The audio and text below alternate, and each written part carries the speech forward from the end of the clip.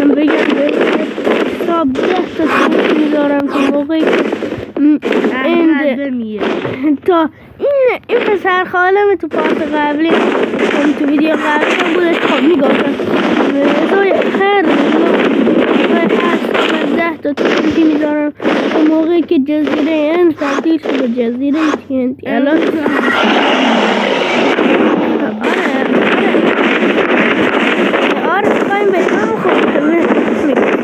خب 10 تا TNT الان میذاریم چون که یه ساب داریم. 1 2 3 4 5 6 7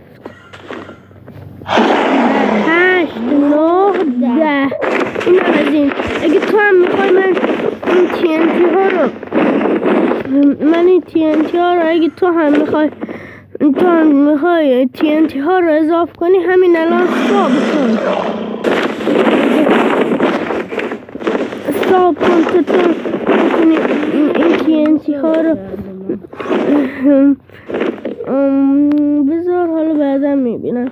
1 2 3 4 5 6 7. بچه ها این دراگون فقط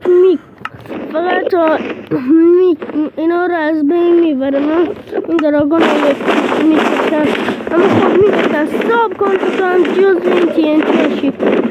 خب ساب کن.